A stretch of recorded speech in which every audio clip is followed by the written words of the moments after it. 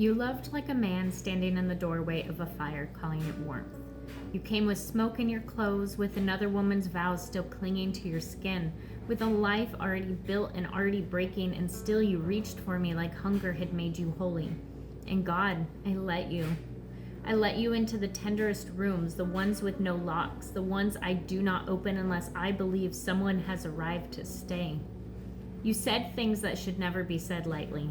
You said them like truth, like forever, like your heart had finally found its name and it was mine. And maybe for a moment it was. Maybe that is the cruelest part, that you did love me. Not enough to be brave, not enough to be honest, not enough to tear down the false life before reaching for something real, but enough to ruin us both. Enough to do the very things I begged of you, including telling her the truth, even when you fought it, even when it tasted like poison in your mouth. Enough to stand at the edge of truth with shaking hands and still resent the cost of it. Enough to wrap your hands around something sacred and call it beautiful while keeping one foot planted in the life you would later return back to. You loved me the way a drowning man loves air, desperately, violently, as if he will die without it, and then the second he reaches the shore, he forgets what it costs to survive. Now you want normal. You want the wife with her broken heart sewn quietly back into place. You want the house to stop remembering. You want the bed not to flinch with your history in it. You want the woman you betrayed to gather your wreckage in her arms and call it marriage. You want forgiveness to arrive dressed like routine. Dinner, laundry, goodnight kisses, a life that pretends you did not split it open with your bare hands. And what a selfish thing to ask the world to go back to the shape it was after you have put your fist through the glass.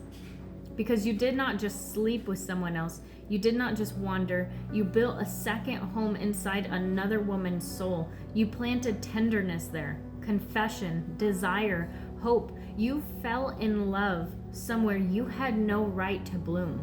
And now you want to call it weather, a mistake, a hard season, a thing that happened. No. It happened because you let it. Because you kept taking love from every outstretched hand like it was owed to you. Because you wanted to be adored without ever becoming worthy of adoration. Because you wanted devotion without the discipline it asks of a man. Because you wanted hearts without understanding that they break. And still, here's the most devastating truth. I would have stayed. I would have sat beside the ruin. I would have helped you name every shattered thing. I would have helped you dig through the debris with bleeding hands. I would have loved you through the honest ugliness of becoming. I would have chosen the hard road if you had chosen truth. I would have helped you rebuild. That is what undoes me. Not just that you loved badly, but that you were loved well and still chose damage. That there were women willing to carry light into your darkness, and you used that light to better see what could be taken. You hurt the ones who loved you most, not because they failed you, not because they asked too much, but because real love stood in front of you with open hands and you did not know what it was. And maybe that is your tragedy. To be offered something holy and mistake it for convenience. To be held with gentleness and answer with appetite. To be trusted and call betrayal freedom. To be loved, truly loved, and still remain starving because you do not know how to eat anything that does not come coated in chaos. And maybe that is mine too. That I saw the fracture in you and called it depth. That I mistook your longing for your character. That I believed a man capable of love must also be capable of keeping it. But some men do not want love. They want refuge. They want worship. They want somewhere soft to land after setting fire to everything. They want hearts like temporary shelter. And when the storm they made begins to drown them, they run home and expect the woman waiting there to dry them off. You call that normal. I call that cruelty, with its shoes neatly lined by the door. And somewhere tonight there is a wife trying to understand how the man she loved could hand pieces to himself to another woman and still come home asking to be let back inside, as though fidelity is a room he can step in and out of without tracking mud across the floor. And somewhere else, there is me, holding the ghost of a man I would have helped save if only he had chosen truth over comfort, fire over familiarity, reckoning over retreat, but he did not.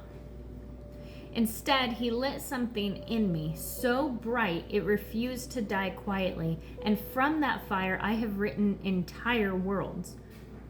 2 books already, and still the pages keep coming. He loved me with a kind of ferocity that did not know how to last, only to burn.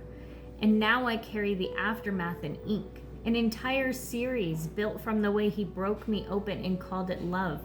He wanted to be loved without being changed, and that, more than the sex, more than the lies, more than the way he looked back at the life he shattered and asked it to pretend, that is what breaks me. Because a man who does not understand love will drink from every cup offered to him and still die thirsty, not from lack, but from never learning how to hold what is given.